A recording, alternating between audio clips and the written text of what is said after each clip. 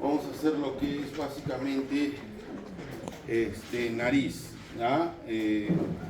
Vamos a hacer igual un reemplazo embriológico, anatómico, fisiológico, semiológico rápido para abordar posteriormente la patología de la nariz y las fosas nasales. Embriológicamente la nariz se forma entre la cuarta y la 10ª semana y se forma por varios procesos, ¿no? Un proceso frontal, un proceso maxilar, ¿no? Estos procesos van a ir formando las paredes, los huesos propios, las paredes centrales, las paredes laterales, ¿no? Lo que es el tabique, los cornetes y los cartílagos nasales, ¿no? Ahí ven cómo se va formando, ¿no? A medida de que va evolucionando desde la cuarta hasta la 10ª semana. Esto es la patología congénita más frecuente. La nariz, obviamente, en esta cuarta 10ª semana puede haber alteraciones que pueden ir desde la arritmia, desde que nacen sin nariz, ¿no? Hasta lesiones simples como sinequias nasales, pero la más frecuente es esta, la atresia de Coanas. Esto va a ser una de las preguntas, ¿no? La atresia de Coanas es la malformación congénita más frecuente. ¿Por qué la consideramos? ¿Por qué es importante? Porque la tienen que sospechar ustedes cuando hagan, sobre todo, neonatología. Ya van a ver que a todos los recién nacidos, como parte de la inspección, pues se le coloca una sonda por vía nasal para aspirar las secreciones nasales y para verificar esto, si las coanas están permeables o no, ¿no? Entonces la coana es la parte posterior de la nariz que comunica la nariz con la parte de la rinofaringe.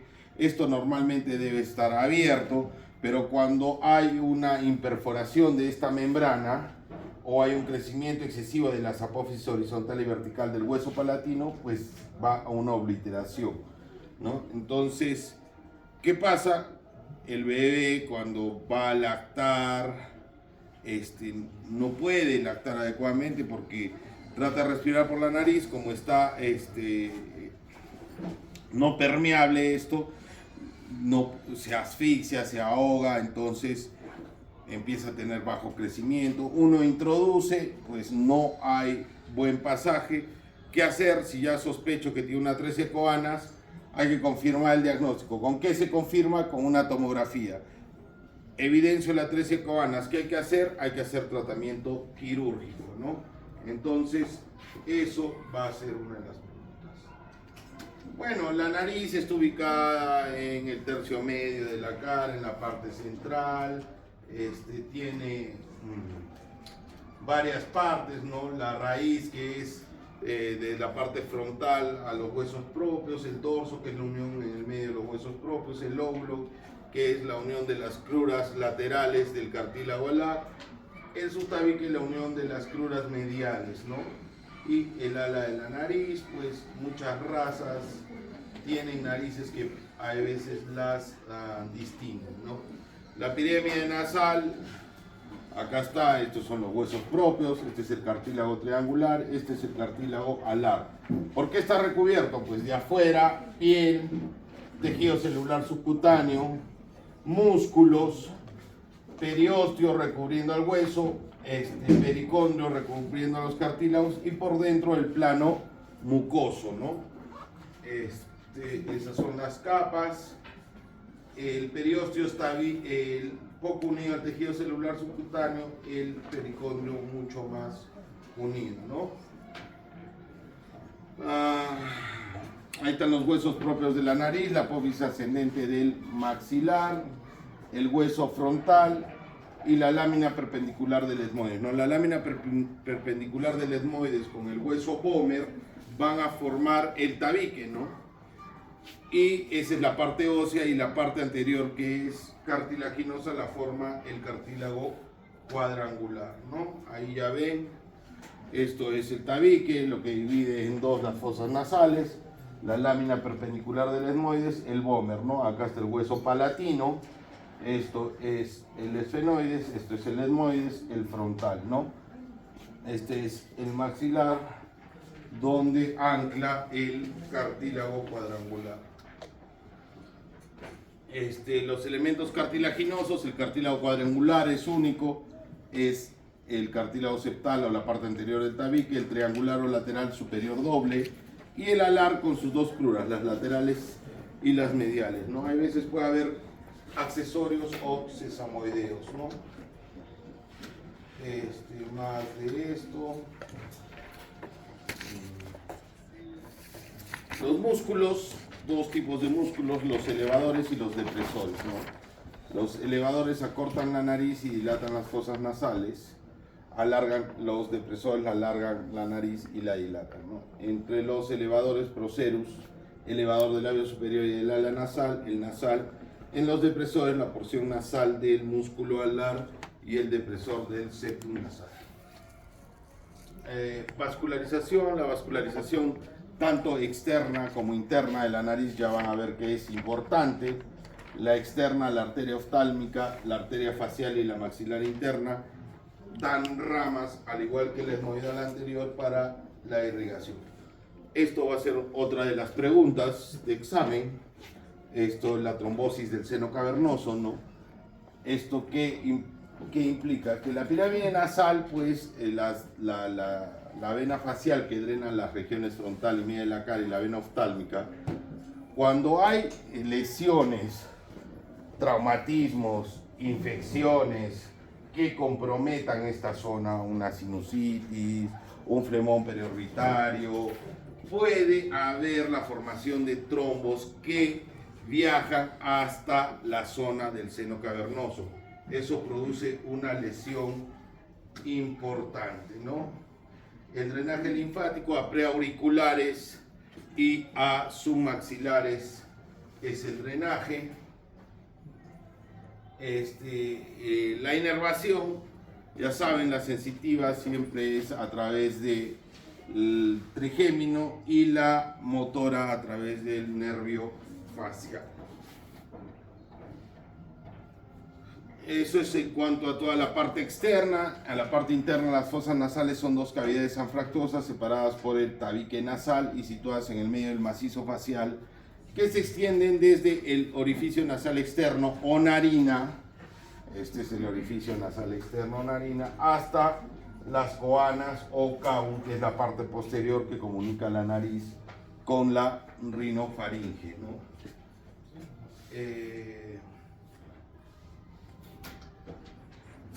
Esto seguro también será algo, esto es algo importante, sí, porque cuando ustedes hagan una rinoscopía anterior tienen que evaluar esta área valvular, ¿no? Es la válvula nasal interna, que es de la congruencia de los cartílagos de las cruras laterales y las cruras mediales de los cartílagos alares, ¿no? Este ángulo generalmente tiene 10 a 15 grados. Eso es lo normal. Cuando está normal, eso es lo que da resistencia al pasaje del aire y nos permite tener esa sensación de que estamos respirando. Cuando hay alteraciones, como pueden ver acá, que hay una desviación importante del tabique y este ángulo se afecta, pues se va a afectar la respiración, ¿no? Entonces ahí están viendo cómo se evalúa la válvula nasal interna. Las fosas nasales, pared superior, la fosa anterior cerebral, el piso de la fosa anterior cerebral, la pared lateral, los cornetes, la pared medial, el tabique, y la pared inferior, el hueso palatino, ¿no? Como ven, tiene bastante proximidad a varias estructuras, ¿no? A la órbita, al cerebro, a la cavidad oral y a los senos paranasales, ¿no? Las fosas nasales, su pared superior o techo está formado por la escotadura nasal del hueso frontal, la lámina cribosa del esmoides. Esto es importante porque acá que asienta las dendritas o primeras neuronas del nervio olfatorio, ¿no? La lámina cribosa del esmoides y el cuerpo del seno esfenoidal. Esa es la pared superior o techo, ¿no? La pared inferior o piso está constituida por las apófisis palatinas del maxilar que se unen en la línea media formando la cresta nasal, siendo el lugar este de articulación del cartílago cuadrangular y del hueso ulnar, ¿no? Entonces acá ven el paladar, esta es la espina nasal, ahí está el cartílago cuadrangular y ahí también asiente, esta es la lámina perpendicular del módil y ahí también asiente el hueso Vomer, ¿no? Esa es la pared inferior. La pared medial, el tabique, cartílago cuadrangular, lámina perpendicular, Vomer, ¿no? La pared medial, esa pared es una de las más importantes porque en esta pared había estos relieves que son los cornetes, ¿no? Que son tres: cornete medio, cornete inferior, medio y superior, ¿no? Estos cornetes son estructuras óseas que están revestidas por mucosa, que tienen la función de ¿qué? De calentar, purificar, humidificar el aire que entra, creando un flujo turbulento, como vamos a ver posteriormente cuando veamos la fisiología, ¿no? Entonces los cornetes están cubiertos por una mucosa gruesa con un epitelio tipo respiratorio cilíndrico ciliado. Esta mucosa es muy vascularizada con lagos sanguíneos que modulan en gran medida el calibre de los cornetes y son decisivos para la función respiratoria, ¿no? Esto es otra de las preguntas que va a haber, ¿no? Entre los cornetes se encuentran los tres meatos formados por depresiones que tienen a ser solapadas por el cuerpo de los cornetes. Entonces uno ve el cuerpo de los cornetes y hay estas depresiones, ¿no? El meato inferior, el meato medio y el meato superior. Entonces, ¿qué es lo que va a venir? ¿Quiénes drenan en cada? Meato inferior drena el conducto lacrimonasal, meato medio drena celdas etmoidales anteriores, el seno maxilar y el frontal, ¿no? Frontal, maxilar y etmoidal anterior, y en el superior etmoidales posteriores y esfenoidal, ¿no? Eso va a ser otra de las preguntas del examen. Esto también va a ser una de las preguntas.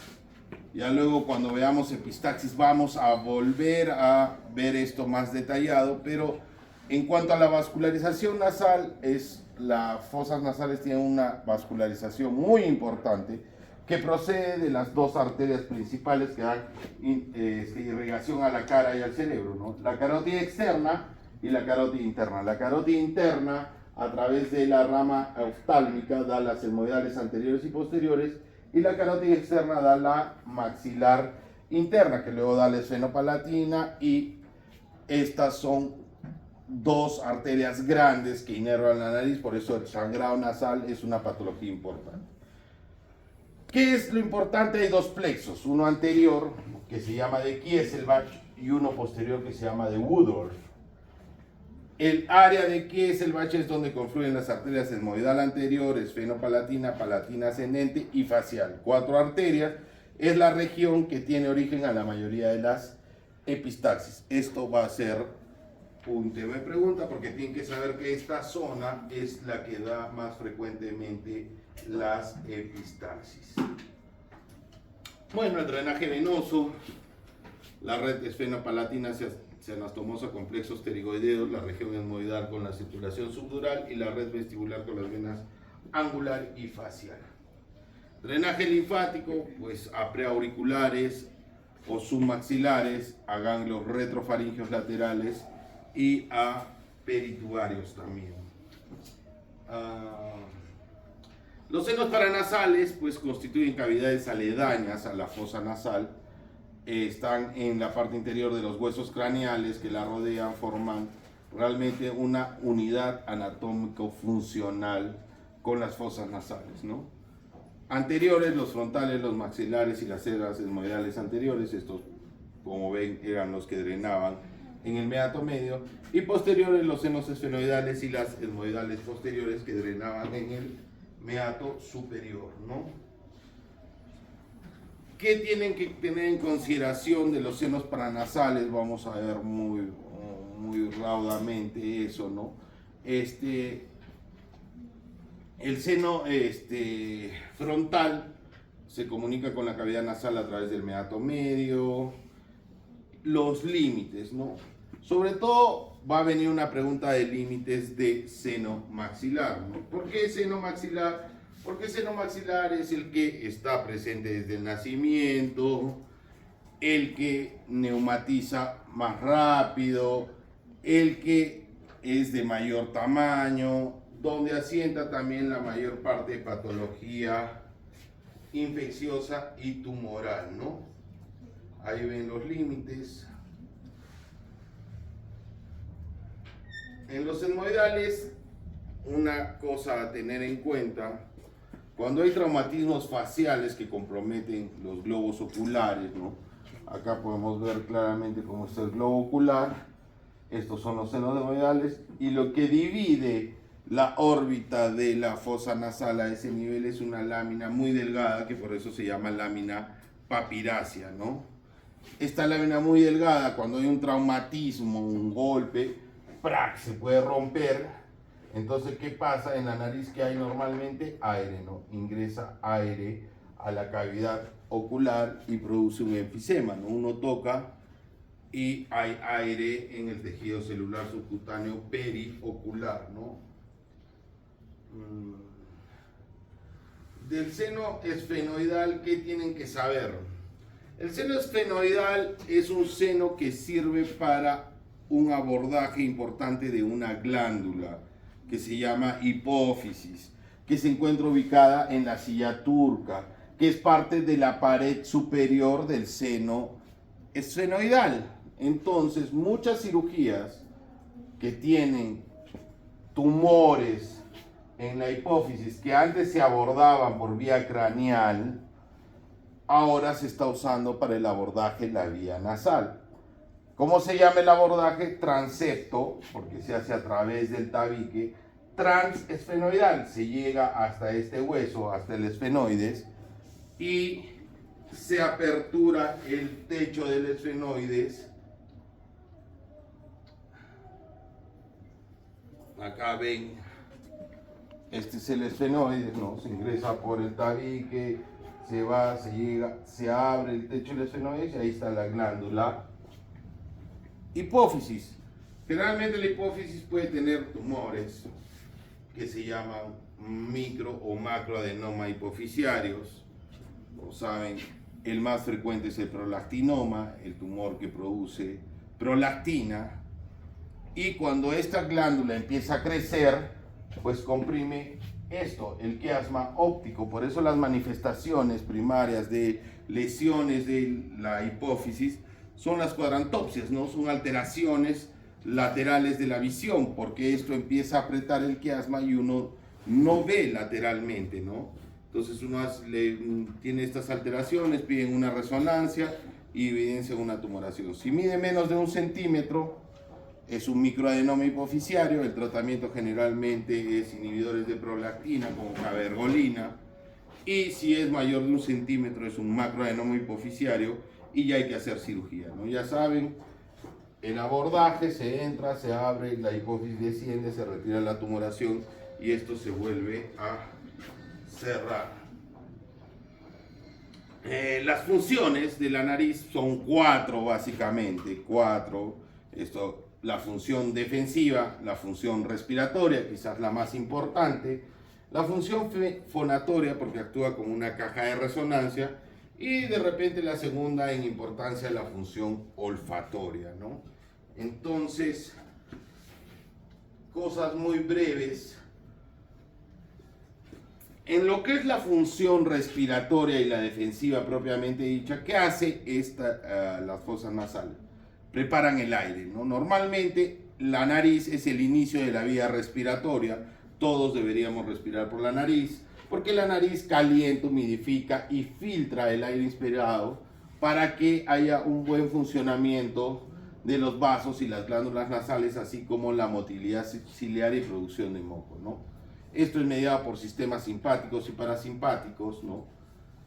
Y la otra función es la defensiva propiamente dicha, mecánica a través de las vibrisas, los pelitos que hay en la parte anterior que atrapan partículas inhaladas, por arrastre, el moco, a veces tenemos mucho moco, nos sonamos y ahí salen secreciones y partículas que pueden ser dañinas, producen específicamente lisosimas, óxido nítrico que ayuda a la inmunidad celular y humoral.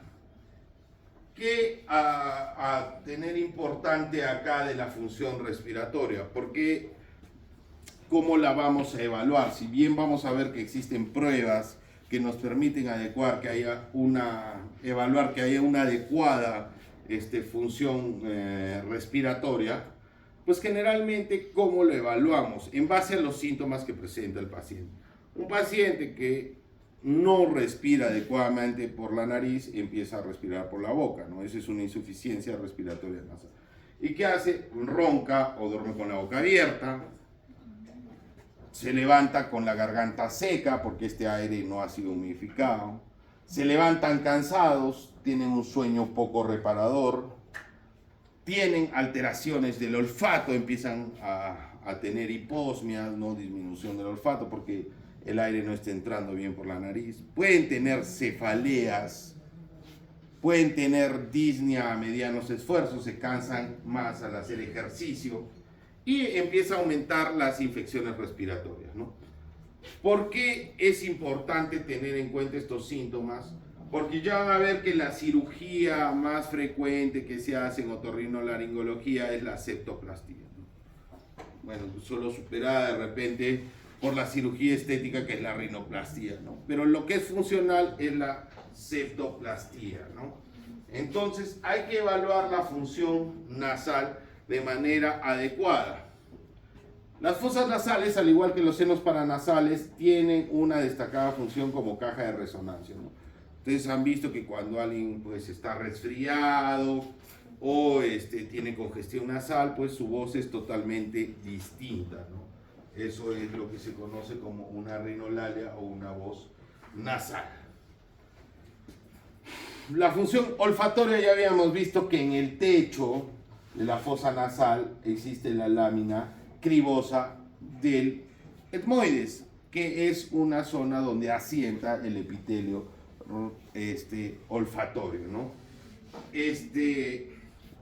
Cómo funciona, cómo se da, las partículas ingresan a través del aire, estas partículas odoríferas van y son captadas por las dendritas que están en esta zona y activan un sistema de nilciclasa que hace que se active el bulbo olfatorio, que eso hace que se vaya hacia la amígdala cerebral, que es donde está la tercera neurona, ¿no? Ahí ven, bueno, esto lo tienen que ya haber visto ustedes pues antes, ¿no?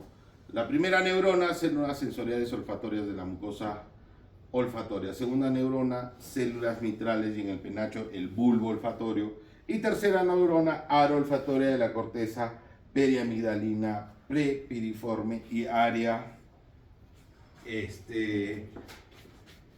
entorrinal, ¿no? Entonces, era lo que decíamos, ¿no? Las moléculas odoríferas se fijan a receptores situados a lo largo del epitelio sensorial, produciendo la activación de la denilciclasa e iniciando la despolarización de la vía nerviosa, ¿no? Entonces eso activa la vía olfatoria. Ya luego vamos a ver cómo evaluarla, ¿no? Porque es muy difícil de evaluar. Entonces, como han visto, la área en la amígdala, pues los olores nos pueden traer recuerdos, nos pueden llevar a ciertos sitios, ¿no? Existe una conexión con el tálamo y con el neocórtex somatogustativo y órbito-frontal, reuniendo informaciones olfatorias, gustativas y de sensibilidad de la lengua, ¿no? Por medio de comunicaciones con el hipotálamo, el sistema olfatorio se relaciona con la función sexual, alimentación, estrés, ¿no? Entonces es muy importante esta función, pero cada vez menos desarrollada, no solo en algunas personas, ¿no? Los senos paranasales tienen la función de ventilación y drenaje, ¿no? Y al igual que la nariz, pues juega un papel importante en el acondicionamiento del aire inspirado, ¿no? Semiología, los síntomas nasales principalmente son la congestión, los estornudos, la secreción, ¿no? La rinorrea, el sangrado, la epistaxis, la hiposmia o anosmia, la disminución del olfato, ¿no? Entonces, cuando ustedes aborden en la consulta, que esto ya es un poco más de lo que ustedes ya van a tener que hacer el próximo año cuando hagan su internado, ¿no? Es aplicar todo, anatomía, todo lo que hemos visto, a evaluar pacientes y diagnosticarlos y darles tratamiento, ¿no? Básicamente ese es el fin de la medicina, ¿no? Entonces, siempre que aborden, sea el paciente que sea, en donde lo aborden, en consulta, en emergencia, por una interconsulta, por lo que sea, tienen que ver primero los antecedentes del paciente, ¿no? Son muy importantes, pero tienen que ser muy precisos en tratar de preguntar sobre esto, ¿no?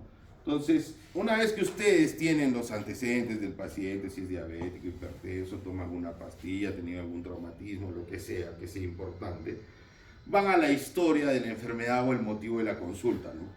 Cuánto tiempo está enfermo, si este inicio fue insidioso, fue agudo, el curso fue progresivo. Entonces, tienen que ustedes captar esos síntomas y signos, estos síntomas principales que les va narrando el paciente de su enfermedad, ¿no?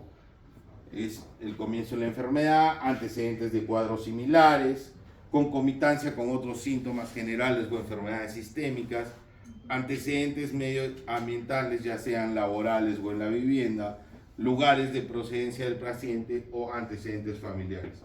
¿Para qué? Para posteriormente, una vez que yo hago la anamnesis de lo que tiene el paciente, todo paso a lo que es la inspección, ¿no? La exploración clínica de la nariz se inicia en la pirámide nasal. La pirámide nasal debe ser central, debe estar en el tercio medio de la cara, ¿no? Si hay laterorrinias, la nariz está hacia algún lado, si hay equimosis, si hay crepitación, si hay dolor, si hay alguna lesión en la piel o alteraciones de los cartílagos, lo tengo que evidenciar explorando la nariz, ¿no? La nariz es una parte que tiene que ser bastante simétrica, entonces cualquier asimetría o alteración la tengo que evidenciar. ¿Tengo que palpar? Sí, tengo que palpar la existencia de puntos dolorosos, ¿no? En la parte superior está el nervio supraorbitario, en la parte inferior el infraorbitario, que dan sensibilidad al tercio superior y medio de la cara y que se pueden alterar por patologías nasales. Al igual que tengo que palpar, ya hemos visto si hay crepitación, si suenan los huesos cuando hay un traumatismo, eso me indica una fractura ósea. Si hay enfisema, si hay aire en la zona del celular subcutáneo, que también puede ser por un traumatismo, ¿no? Entonces hay que evaluar todas esas cosas a la inspección y a la palpación. Ahí podemos ver algunas cosas evidentes, ¿no? Esto es una nariz sencilla de montar, ¿no? Ven que los huesos propios nasales siguen y de ahí hay una depresión porque el cartílago se ha alterado, ¿no? Esta es una alteración congénita, una alteración en el labio, ¿no? Acá podemos ver en el lóbulo nasal un eritema, puede ser algo infeccioso. Y también la evaluación de las fosas nasales. En reposo vemos esa simetría. Hacemos una inspiración y hay un colapso valvular porque generalmente hay alteraciones en los cartílagos posteriores a cirugías estéticas, ¿no?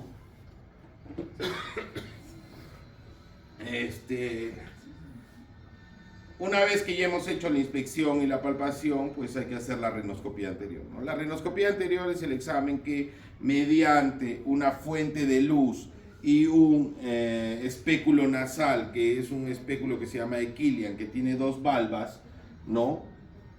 Dilatamos el vestíbulo nasal y nos permite apreciar los cornetes, la mucosa nasal, el cornete inferior, el cornete medio, el tabique, el piso, los ostium de inferior, medio y superior. Y es importante que prestemos atención y busquemos todo lo que podamos encontrar ahí. La válvula nasal interna, si el tabique está recto, si los cornetes están pequeños, están aumentados de tamaño, la coloración, si hay mucha congestión, si hay secreción, qué tipo de secreción, ver si los ostium está saliendo algo por ahí, si hay cuerpos extraños, todo eso lo podemos evidenciar con la rinoscopía anterior, ¿no? Ahí está una palpación de puntos dolorosos. Esto es lo que necesitamos, un frontoluz, un espéculo de Equilian. El paciente tiene que estar sentado, aperturamos el vestíbulo nasal y apreciamos esto, ¿no? Lo que dijimos, ¿no? Acá arriba ven la válvula nasal interna, cornete inferior, cornete medio. Este es el ostium inferior, el ostium medio, tabique nasal al medio y piso de la fosa nasal, ¿no? Y la mucosa está. Todo eso tenemos que apreciar, pues todo eso, ahora que damos prácticas lo veremos, no hay tumoraciones. ¿Y qué nos permite evaluar eso? Los 2 tercios anteriores de las fosas nasales, ¿no? El tercio posterior no se puede evaluar por rinoscopía anterior, entonces hay que hacer una rinoscopía posterior, ¿no? Es un procedimiento que ya vamos a ver que ya no se hace porque a veces es un poco molesto, ¿no? Generalmente hay que anestesiar esta zona para disminuir el reflejo nauseoso, ¿no? Con una silocaína en spray. Usamos un depresor lingual, ¿no? Un bajalenguas, y colocamos el espejo por detrás de la úvula, ¿no? Entonces colocamos el espejo por detrás de la úvula, estamos con el frontoluz, y lo que nos va a permitir ver es esto que llamamos las coanas, en donde hay 5 estructuras importantes, digamos, que hay que ver. Las colas de los cornetes inferior y medio, el caum o coana, que es la parte posterior del tabique, la trompa de Eustaquio, que tiene su componente la fosita de Rosenmüller y la amígdala de Gerlach, ¿no? Entonces, eso lo podemos apreciar en una rinoscopía posterior. Sí, esto es una rinoscopía posterior. Ahí está el tabique, esta es la cola del cornete inferior, la cola del cornete medio, el tabique, acá está la fosita de Rosenmüller y ahí es el orificio de la trompa de Eustaquio, ¿no? Esto es la úvula. Eso se ve en una rinoscopía posterior. Pero ahora, con el progreso y avance, todo lo que tenemos ahora son endoscopios, ¿no? No sé si hayan visto. La endoscopía consigue una visualización directa de los meatos, puedes angularla, nos permite una adecuada visualización de la nasofaringe, entonces nos permite grabar, nos permite ampliar las imágenes, entonces cada vez se hace menos rinoscopías posteriores, pues este es un endoscopio, como ven, flexible. Y este es un endoscopio rígido. Los endoscopios rígidos, este es uno de 0 grados, puede venir de 0, de 30, de 45, de 70 grados, que nos permite ver distintas estructuras, pero el flexible nos permite movilizar la parte distal y angular hasta, hay veces, 120 grados, ¿no? Acá está lo que se ve en una rinoscopía posterior que queríamos ver. El caum o coana, ¿no? Que es la parte posterior de la nariz, la cola del cornete medio, la cola del cornete inferior, el tabique, y acá está la trompa de Eustaquio, la fosita de Rosenmüller, ¿no? Entonces, todo eso lo podemos ver con esa resolución usando endoscopías, ¿no? Entonces podemos apreciar mejor tumores, secreciones y todo eso, ¿no? Entonces, otra de las cosas que habíamos visto que para evaluar un paciente si tiene o no una adecuada función nasal era pues los síntomas que presentaba el paciente. Pero existe un examen que se llama rinomanometría. Entonces, la rinomanometría es un examen que nos permite ver de manera dinámica cómo es la respiración nasal. No hay acá en Arequipa rinomanómetros, ¿no? Entonces, ¿qué es? Así de sencillo para que ustedes lo entiendan, ¿no? El aire cuando ingresa por las fosas nasales, que es por donde debe ingresar, tiene un flujo laminar, o sea, ingresa recto, choca con los cornetes, hace una resistencia y esto hace que pase hasta la parte posterior. Entonces, la rinomanometría que mide flujos y resistencias, ¿no? Entonces, obvio, la nariz no, la fosa nasal no es un agujero vacío, ¿no? Porque si no hay resistencias, uno no siente tampoco que respira. Si yo saco los cornetes, saco la mucosa, saco el tabique y dejo un hueco ahí, también la persona me iba a decir, siento que no respiro. Entonces, ¿qué es lo que mide esto? A mayor resistencia, menos flujo. ¿Qué aumenta la resistencia? Que yo tenga el tabique desviado, que tenga los cornetes grandes, que tenga una tumoración, que tenga una inflamación crónica nasal, hace que dificulte el pasaje del aire. Y eso se ve tanto en la expiración como en la inspiración en una rinomanometría, ¿no? Entonces, cuando los flujos están disminuidos y las resistencias están incrementadas, pues hay una alteración en la respiración y eso generalmente tiene que ir a una cirugía, ¿correcto? O a un tratamiento médico, porque eso no está permitiendo una respiración adecuada. Otra de las cosas que tenemos que evaluar, que es difícil de evaluar y que es muy difícil de, hay veces también explicar por el paciente, es las alteraciones del olfato, ¿no? ¿Por qué? Porque el sentido del olfato no se puede evaluar de una manera objetiva, ya que existe una enorme variación entre el umbral olfatorio, ¿no? Yo puedo ahorita evaluar a 2 estudiantes acá y decirles, a ver, huele esto, y van a tener evaluaciones totalmente distintas. Y para cada uno va a decir, no, yo no tengo ningún problema con el olfato. Entonces, este rango muy diverso, porque hay personas que sí tienen un olfato más desarrollado, como personas que se dedican pues a la cocina, chefs, o personas que se dedican a fabricar perfumes, o catadores, ¿no? Sommeliers que están pues explorando nuevos olores, todo eso, y personas pues que no usamos para mayor cosa el olfato, ¿no? Entonces, ¿qué hay que hacer? ¿Cómo lo evaluamos? Pues generalmente una de las maneras de evaluar es usando pues sustancias que tengan olores peculiares, característicos, que todos podamos identificarlos, ¿no? O sea, no sé, pues si yo les traigo una flor de Alaska que es típica, pues de repente nadie la pueda reconocer por un olor, ¿no? Pero si a todos les hago oler café, pues todos van a reconocer este olor, ¿no? Entonces generalmente se pone 5 sustancias que sean conocidas, puede ser café, clavo de olor, limón, no sé, rosas, estos 5 olores. Se trata de bloquear el órgano de la vista, porque obviamente si yo veo algo que parece café, hay veces no lo huelo, pero puedo decir, sí, es café, porque lo estoy reconociendo visualmente, ¿no? Entonces se ponen pomos y se gradúa por una escala analógica visual de si percibe el olor, si no lo percibe, si es nulo, y si lo percibe de una manera leve, moderada o intensa. Entonces eso da una calificación de 0 a 3, multiplico 15 sería mi 100%, si aplicaba 5 sustancias, si aplicaba 6, puedo aplicar a más. Y en base a eso, a lo que él reconozca, pues yo puedo decir el porcentaje de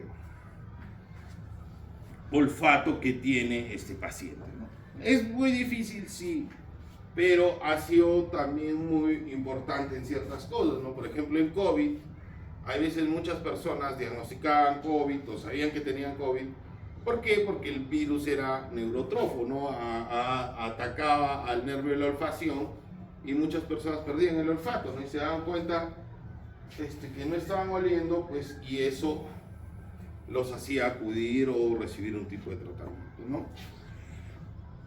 Epistaxis, esto sí tienen que saberlo, de acá es donde va a venir más preguntas. ¿Por qué? Porque es lo que más van a ver ustedes en lo que respecta a otorrino en su internado, ¿no? Ahora los internos por lo menos en el Hospital Nacional, rotan por otorrino un par de semanas, ¿no? Pero si no, esto lo van a ver en la emergencia de cirugía, ¿no? Van a venir en donde estén o en su post haciendo serum. ¿Por qué? Porque es la patología de otorrinolaringología que con mayor frecuencia se ve en las emergencias de lo que respecta a la nariz, ¿no? Entonces, epistaxis es cualquier proceso hemorrágico cuyo origen se encuentra en las fosas nasales o senos paranasales. Etimológicamente significa fluir gota a gota. Es la urgencia más frecuente en otorrinolaringología, ya que con mayor frecuencia requiere a veces tratamientos urgentes. Localización puede ser anterior, más frecuente en jóvenes y niños, representa el 90%, más del 80% de los casos. Las localizaciones posteriores son más frecuentes en ancianos o pacientes que tienen patologías como hipertensión, diabetes. De nuevo lo mismo, ya saben, el plexo de Kieselbach, zona donde ocurre la mayor parte, y el otro plexo importante, el posterior, Woodruff, 3 arterias, faringea, nasal posterior y esfenopalatina, confluyen y forman el plexo de Woodruff. Ya. Esto es importante, ¿por qué? Porque cuando ustedes estén en la emergencia o estén en la consulta o estén en su posta atendiendo y ven un paciente con epistaxis, tienen que hacer un abordaje integral. ¿Por qué? Porque la epistaxis tiene muchísimas causas. Muchísimas causas. Puede ser el inicio de enfermedades hematológicas, de enfermedades reumatológicas, de enfermedades cardíacas, puede ser una alerta de ciertos tumores.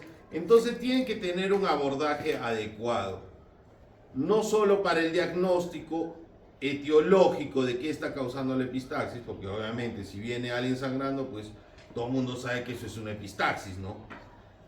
Pero no solo para el diagnóstico, sino para el tratamiento. Entonces, ¿qué van a hacer?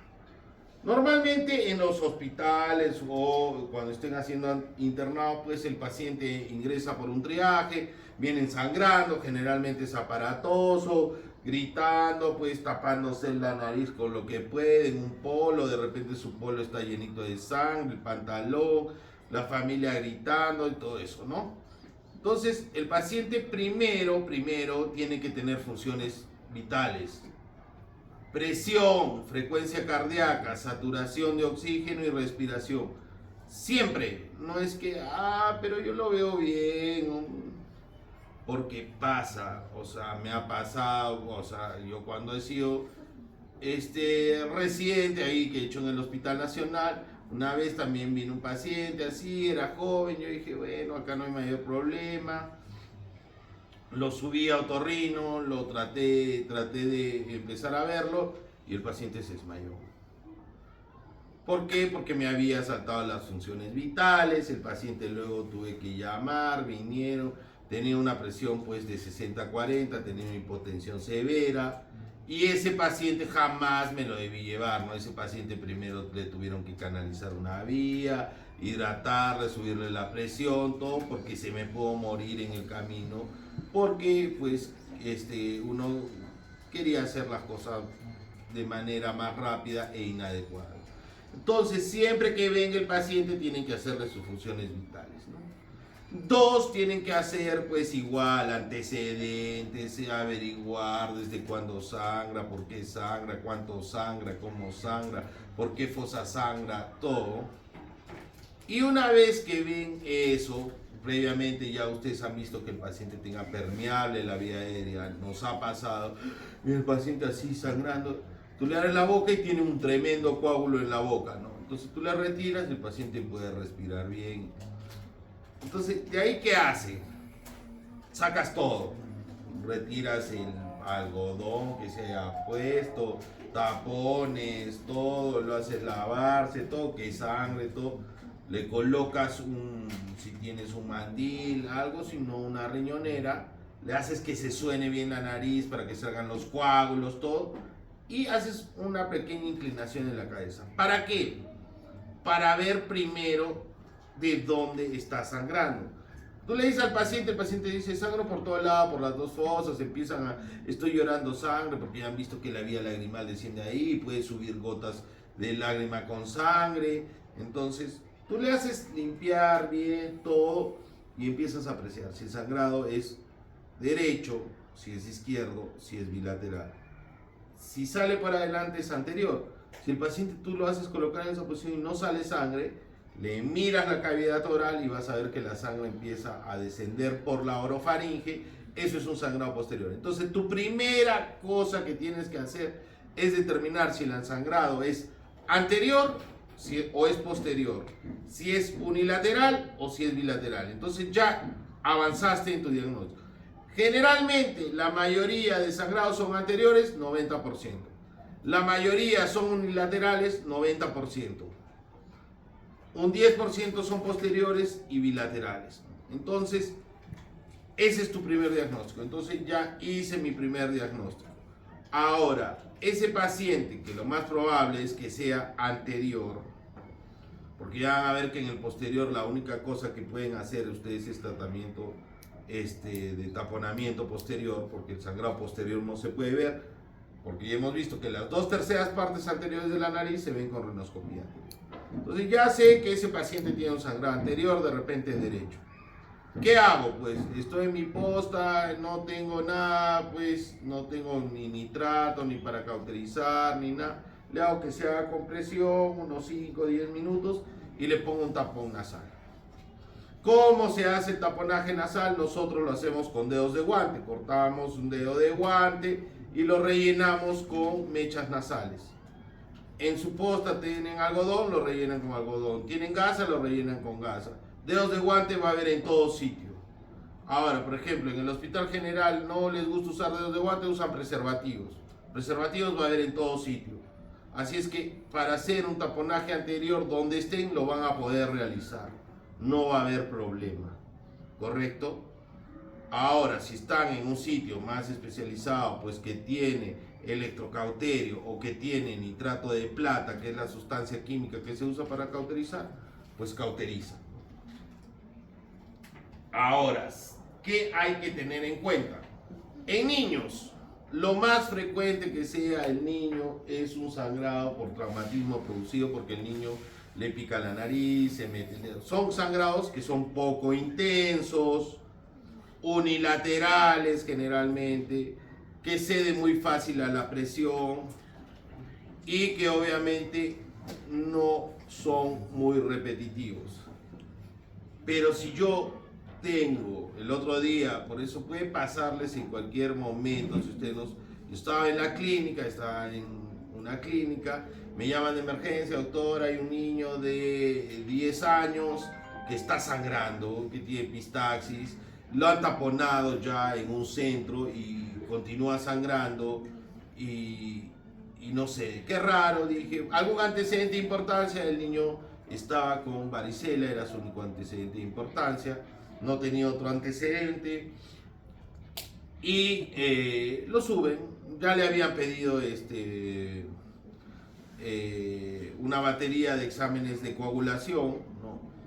Y lo suben, yo hago lo que veo que sangra por ambas fosas, más por la derecha, pero sangraba por ambas. Veo la derecha, veía un vaso, lo traté de cauterizar, no cauterizaba bien, el chiquito ya no quería tener un taponaje, le puse hemocolágeno, que es una sustancia hemostática, el otro lado lo tuve que taponar, y me quedé pues con una mala sensación. Bueno, ya tenía que seguir atendiendo pacientes, dejó de sangrar, que ese es el objetivo, y se lo llevaron. Pues yo terminé de atender, subo a la emergencia de pediatría y le digo a la pediatra, le digo, un favor, ¿sabes qué? Me quedaba medio preocupado por este niño, y me dijo, no, el niño ya no está, lo estamos transfiriendo al hospital, lo hemos transferido al Hospital Nacional. Y le digo, ¿pero por qué? Me dice, tenía 8.000 plaquetas. O sea, este niño había hecho una púrpura trombocitopénica idiopática por varicela. ¿Ya? Entonces, te pasa, no lo sospechas. Claro, no se me pasó por la cabeza, nunca había visto una púrpura por varicela, no tenía petequias, o si las tenía, pues de repente ni siquiera me percaté mucho porque tenía las lesiones de la varicela.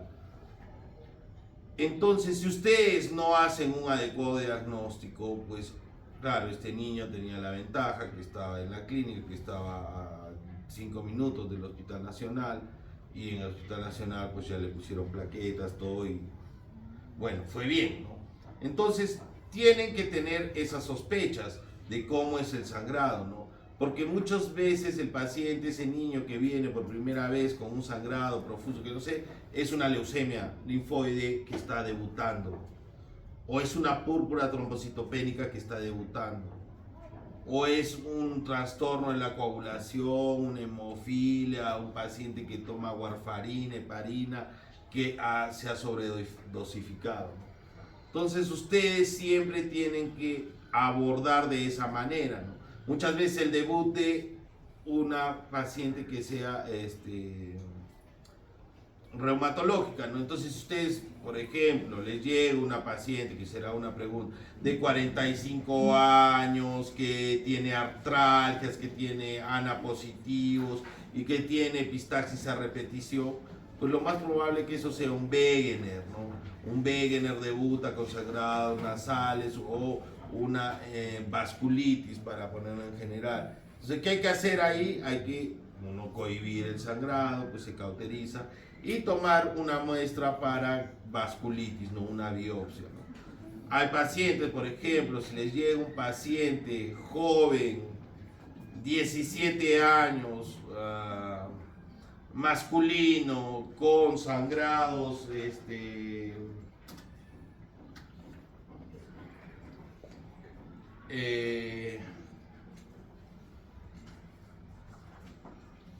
recurrentes,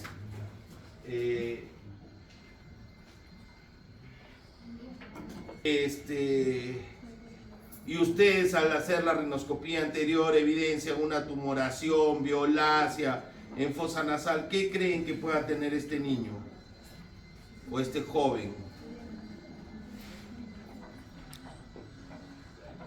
Esa es una tumoración frecuente que produce sangrado, que se llama nasoangiofibroma juvenil. El paciente tiene que ser varón, eso no se presenta en mujeres. Tiene que ser adolescente, pues tener entre 15 y 20 años. Tiene que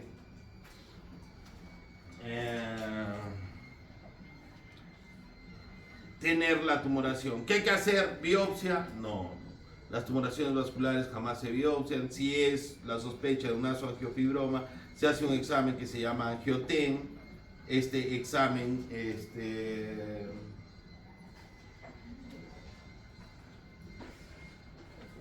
nos permite hacer el diagnóstico, y el tratamiento es quirúrgico, ¿no? Quirúrgico. Entonces, ya saben, cuando aborden un paciente que tiene epistaxis, ¿no? Tienen que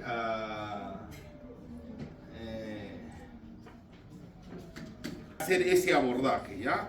Entonces, ustedes ya llegaron, el paciente lo diagnosticaron, es una epistaxis anterior o es posterior, es unilateral, es bilateral. Ya vi los factores de riesgo, si yo sospecho que tiene alguna otra cosa, una tumoración, una coagulopatía, una enfermedad reumatológica, pues solicitaré o derivaré a las personas que correspondan. Y si no, pues una epistaxis simplemente pues hago el tratamiento que corresponde. Si es una epistaxis anterior, voy a hacer una cauterización eléctrica o química con nitrato de plata o un taponamiento nasal anterior. Y si es posterior, la epistaxis posterior tiene que ir con un taponaje posterior. ¿Cómo lo hacemos? Si bien hay sondas ya especiales que tienen para taponaje posterior, ¿no? ¿Cómo se hace un taponamiento posterior? El taponamiento posterior lo hacemos nosotros con una sonda Foley. La sonda Foley, como saben, es la sonda que se utiliza para obstrucciones urinarias, ¿no? Entonces la sonda Foley es una sonda que tiene un globo en el extremo distal y que se infla por el extremo proximal, ¿no? Con agua generalmente. Entonces introducimos la sonda por vía nasal, ¿no? Usamos un depresor de lengua, la vemos que ya está en orofaringe, insuflamos 15 cc aproximadamente, 15 mililitros de agua y jalamos la sonda. ¿Para qué? Para que esto se quede incrustado en el cabo, en la coana, ¿no? Porque tiene más o menos ese volumen. Jalamos, tensamos, como ya aprieta la parte posterior, ponemos taponamientos anteriores y fijamos la sonda, ¿correcto? Eso es como se trata una epistaxis posterior. Obviamente, si estamos en un hospital de repente de alta complejidad, se puede entrar a la sala de operaciones mediante endoscopía, se puede visualizar la parte posterior y se puede electrocauterizar. Pero con que ustedes sepan hacer un taponamiento posterior de esa manera, pues van a salvar de repente una vida. ¿Por qué? Si este paciente está sangrando en la posta que ustedes están, no va a llegar a un hospital de referencia, pues, que esté a 2-3 horas, ¿no? Entonces tienen que hacer, su función es tratar de cohibir la hemorragia, ya sea con un taponamiento anterior, con un taponamiento posterior, con una electrocauterización o con una cauterización química. ¿Correcto? Eso es lo que hay respecto a epistaxis. Lo siguiente que tienen que saber es pues la cirugía más frecuente en otorrinolaringología, que es la septoplastía, ¿no? Ya habíamos visto que el paciente que tiene una alteración en la función respiratoria, que se evalúa mediante los síntomas que ya hemos visto, que ronca, que duerme con la boca abierta, que se levanta con la garganta seca, que tiene dolores de cabeza, que tiene alteraciones en la percepción de los olores y que evidenciamos en la rinoscopía anterior que tiene una desviación tanto del tabique nasal como un aumento de los cornetes que están aumentando la resistencia, pues se sugiere una cirugía. La cirugía funcional de la nariz se llama septoplastía. La septoplastía es una cirugía en la cual se corrige de manera funcional el tabique nasal. Ya habíamos visto que el tabique nasal tiene el cartílago cuadrangular, la lámina perpendicular del etmoides y el vómer. Entonces tiene la parte anterior que es cartilaginosa y la parte posterior que es ósea. Entonces, digamos que esto fuera el tabique, pues esta es la parte anterior, este es el cartílago cuadrangular, hacemos un corte que va de la parte superior al piso, ¿no? Esa es una incisión que se llama nasomaxilar. Habíamos visto que acá está la cresta maxilar donde se inserta el cartílago cuadrangular y empezamos a hacer un decolaje. ¿Qué es eso? Empezamos a abres la mucosa y lo que está por debajo de la mucosa es el pericondrio. ¿Por qué? ¿Qué es lo que reviste el cartílago? Se abre ese pericondrio, se decola, se abre hacia arriba, hacia abajo, y se queda expuesto el cartílago. Primero se hace, de ahí se va hasta el hueso, a la lámina perpendicular, se quita el periósteo, ¿no? Se entra por debajo del periósteo, igual hacia arriba, hacia abajo, y se crean bolsillos, ¿no? Entonces, acá está el cartílago, acá está el el hueso. Entonces acá está la mucosa abierta, acá está la mucosa abierta y yo puedo ver en su extensión con un espéculo todo el cartílago, el óseo y el cartilaginoso, ¿no? Y empiezo a remodelar, lo que se llama remodelar. ¿Qué es remodelar? Pues si está acá una cresta, pues la saco pues con una tijera. Si el cartílago está abombado, pues puedo hacer una incisión relajante. El objetivo es dejar el cartílago recto.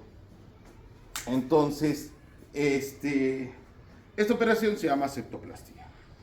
Es la operación más frecuentemente que se hace. Una vez que ya está recto, se cierra la incisión y se coloca taponaje nasal, ¿no? ¿Cuál es el objetivo? Que el cartílago quede, que el tabique quede recto y que haya un adecuado espacio para el pasaje del aire. No sé qué pasamos. Esa, si bien es la cirugía que más frecuentemente nosotros hacemos, o sea, en otorrinolaringología, pues la mayoría de opciones, la mayoría de veces hacemos esta cirugía. No es algo que les interese mucho a ustedes a menos que vayan a hacer otorrino. ¿Por qué? Porque no es algo que vaya a venir a la emergencia. Gracias. Entonces ya está, ahí estaba la compresión para que vean, ¿no? Ahí está la cauterización. Este es el taponamiento anterior. Estos son unos tapones ya especiales que se llaman Merocel. ¿No? Tú los introduces por la nariz, les echas un poquito de agua, y esto crece y hace compresión, ¿no? ¿Cuál es el problema? Que no están a disposición porque son caros, más o menos cuestan $30 cada uno de esos. Y no lo van a tener, pues, ni nosotros lo tenemos en el hospital, ¿no? Nosotros usamos nuestro de guante.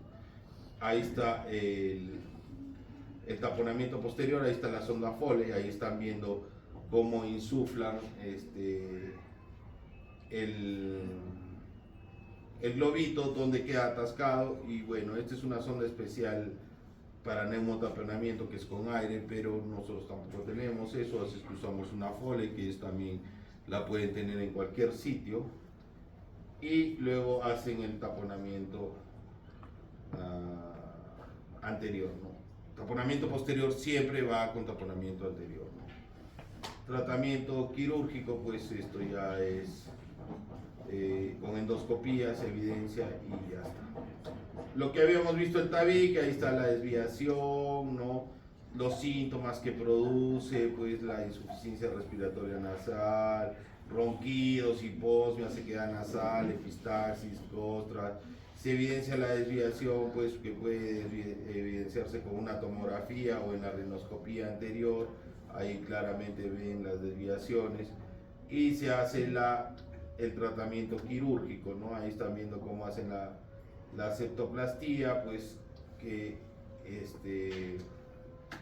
ese tratamiento. Como le dije, porque si bien es la cirugía que más hacemos, pues es una cirugía ya de especialidad, ¿no? Eso no les va a venir un paciente. Sí, tienen que saber por si un paciente viene y le dice, sí, yo ronco, o un familiar, todo. Pueden hacer, sí, dice todavía que es vía, mira, tienes que operarte, ya, pues no. Pero esto no va a venir a la emergencia, esto no es algo que requiere un tratamiento urgente. Sí tienen que saber dos cosas. Que es una cirugía que tiene sus complicaciones, porque eso sí les puede venir por emergencia. La complicación más importante, como habíamos visto en la nariz, ¿cuál es la patología más frecuente? La epistaxis, ¿no? El sangrado. Entonces, después de una cirugía nasal puede haber sangrado, puede haberlo. Es la complicación más frecuente. Entonces, si un paciente viene con sangrado, pues hay que tratar de evidenciar si hay un punto sangrante y tratar de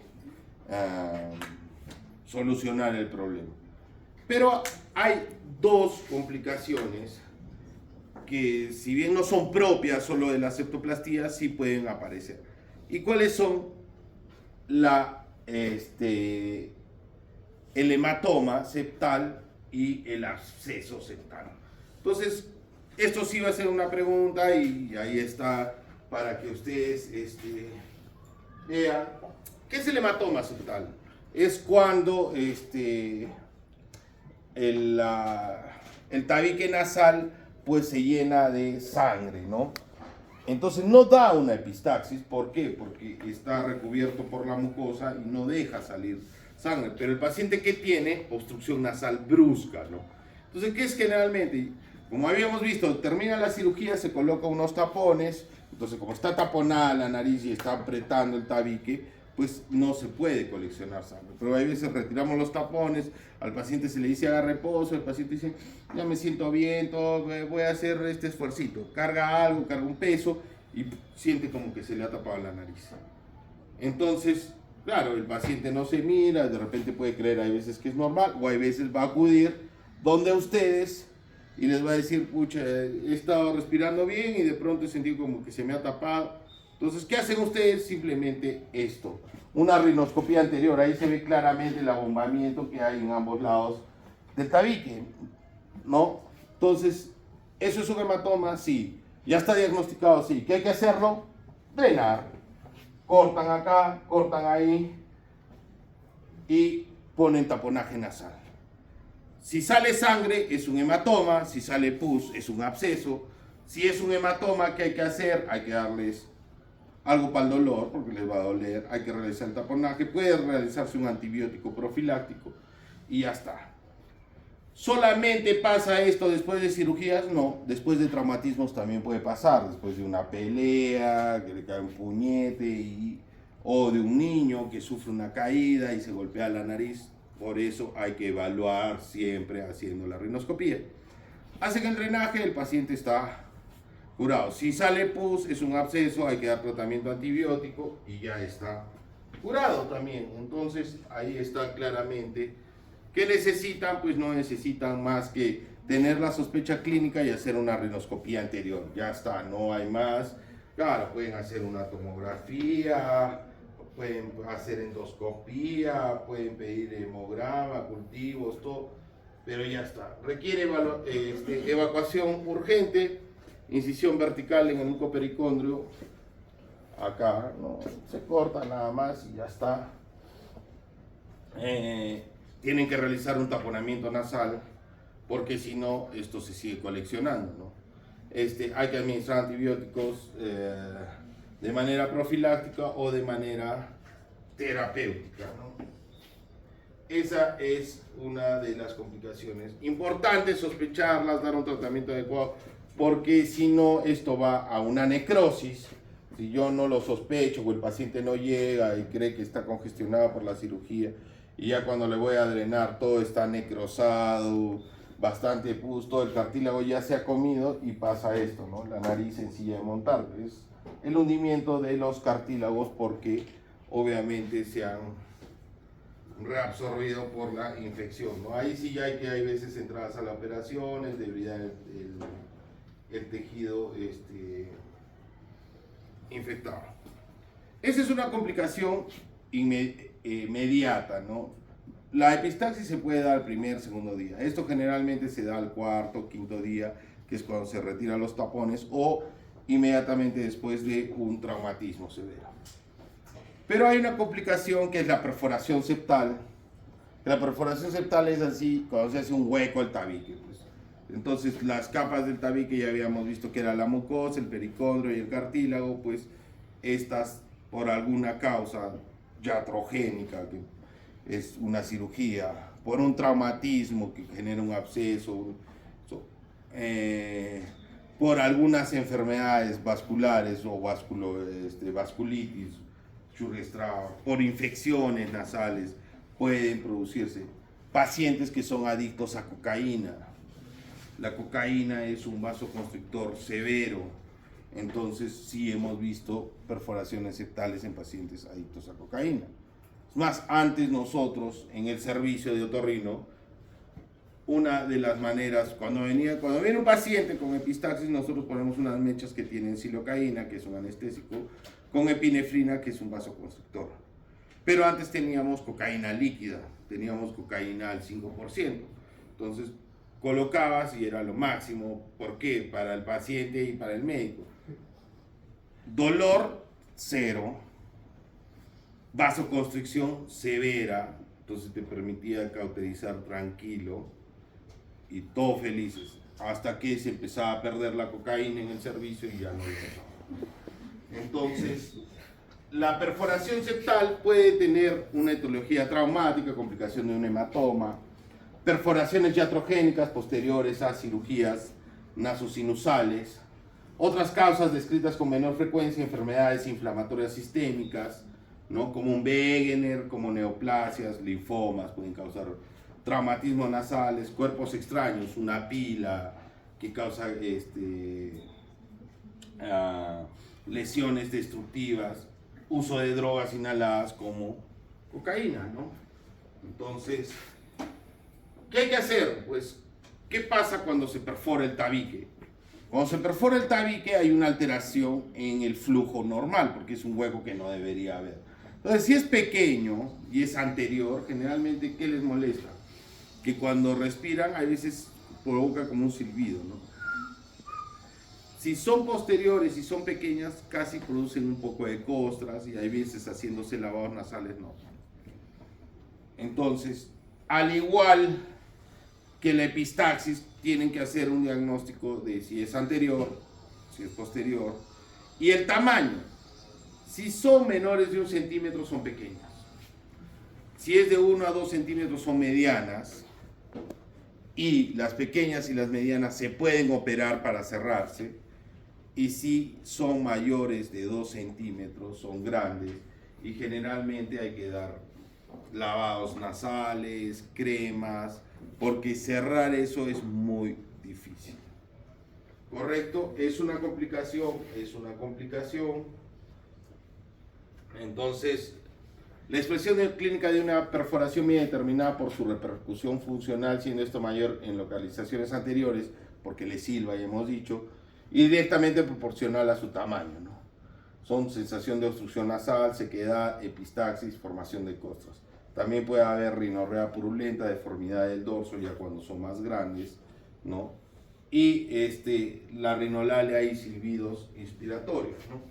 Ahí está el uso de lavados nasales, cuando ya son muy grandes, ¿no? Las más de 2 centímetros ya es difícil de que cierren. Ahí está menos de 1 centímetro, de 1 a 2 o mayores de 2. Y ya para acabar esto, cuerpos extraños en nariz, ¿no? Esto obviamente es una patología, si bien el 95% son niños, no crean que no vienen adultos con cuerpos extraños. ¿Cuál es la diferencia? Que un adulto pues te lo dice, ¿no? Sí, doctor, me estaba colocando un piercing y pum, se me pasó. O hay gente que se limpia con algunas cosas la nariz y se les queda, ¿no?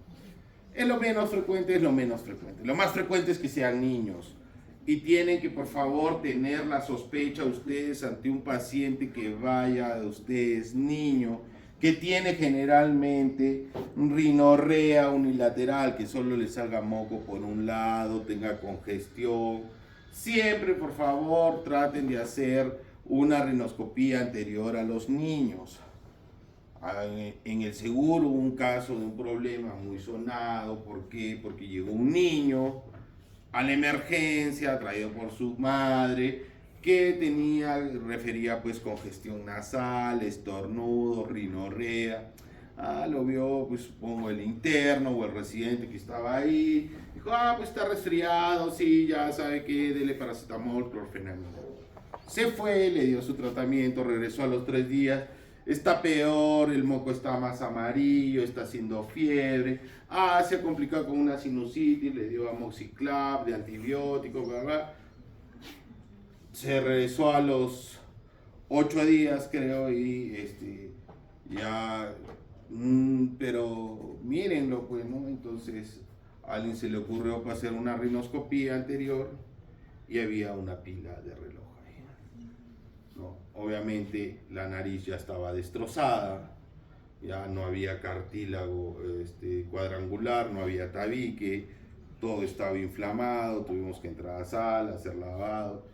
Obviamente le generó una perforación muy grande, una secuela muy severa.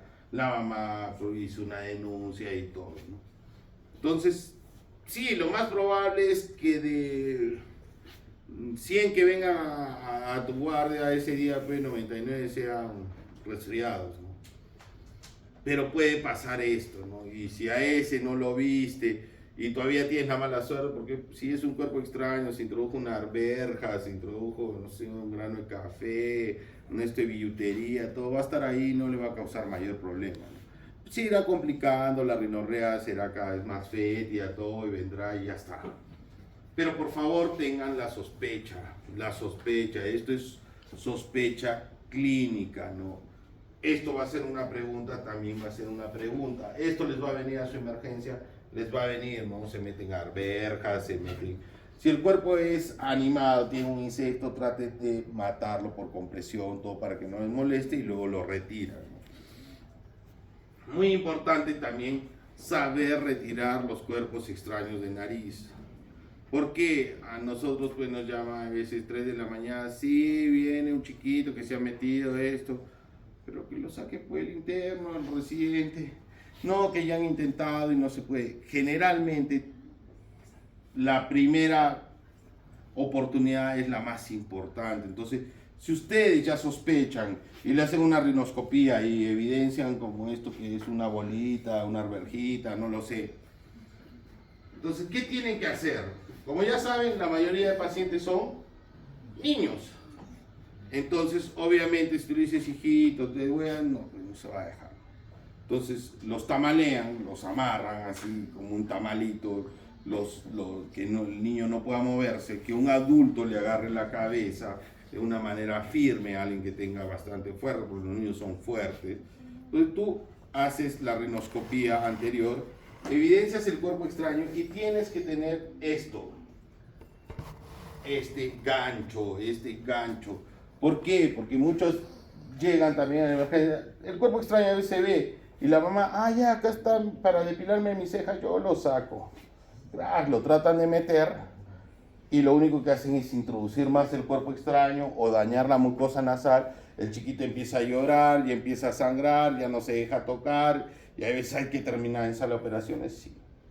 Pero normalmente es muy fácil extraer el cuerpo extraño.